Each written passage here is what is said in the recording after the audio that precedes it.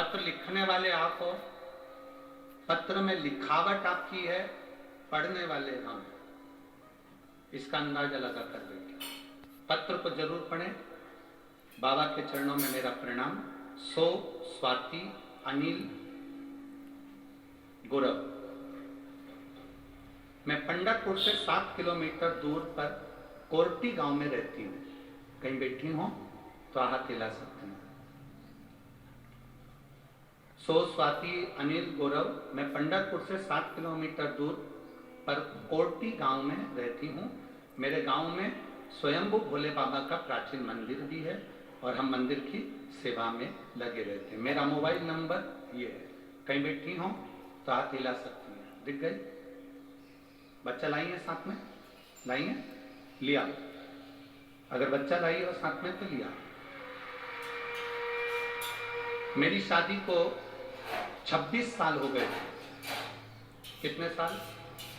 जम के बोलो जरा। मेरी शादी को 26 साल हो गए थे। आपत्ति नहीं था, एक बार भी मेरे यहाँ गर्भ नहीं ठहरा, संतान नहीं आई। आस्था चैनल पर शिव महापुराण की कथा लगाती है। मेरी सहेली रोज आस्था चैनल पर शिव महापुराण की कथा लगाती है, कथा सुनती है। वो कहती है तुम भी सुनो। पंडाल में महाराज जी कथा सुनाते हैं, लेकिन मैंने मेरी सहेली से कहा कि कथा सुनकर क्या संतान पैदा हो सकती है? क्या कथा सुनने से क्या औलाद हो जाती है? अगर ऐसा होता तो दुनिया में लोग केवल कथा ही सुनते रहते। इसमें एक लाइन उन्होंने पीछे जो लिखी है, वो लाइन को जरूर पढ़ना। मैं उसको पत्र को तो पढ़ूंगा, पर इस लाइन को जरूर पढ़ूंगा। आप लोग चैनल पर भी पढ़ो। गुरुजी, मैं आपसे क्षमा मांगती हूं, क्योंकि मैंने आप पर पहले कभी भरोसा नहीं किया था और भोले बाबा ने मेरी झोली भर दी, तब मेरा भरोसा हुआ कि 26 साल बाद भी संतान हो सकती है। अब पत्र को देखिए।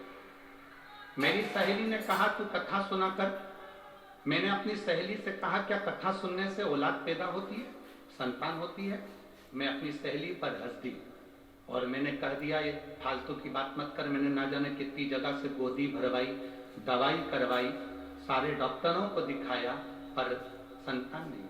साधु संतों से भी मैंने झोली भरवाई, बच्चा नहीं हुआ।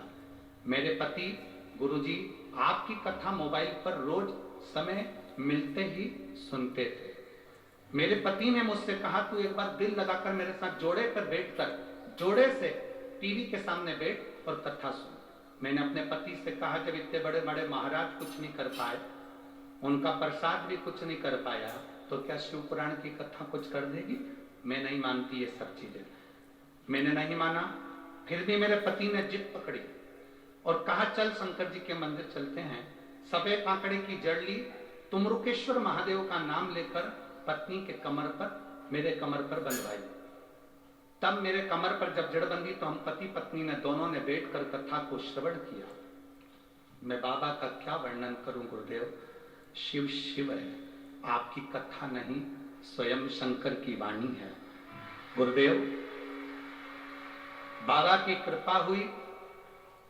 जड़ बंधने के बाद मैंने पहली बार टीवी के सामने बैठकर कथा सुनी। हमेशा आपका बहिष्कार करती थी, लोगों को अपशब्द कहती थी, क्यों उस महाराज के चक्कर में पागल हो रहे हो, वो तो मूर्ख बनाने की मशीन खोल के बैठा है।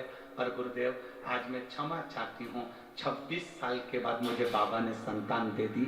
मैं यहाँ प्रणाम करने के लिए आई हूँ, बाबा को धन्यवाद देने के लिए आई। गुरुदेव,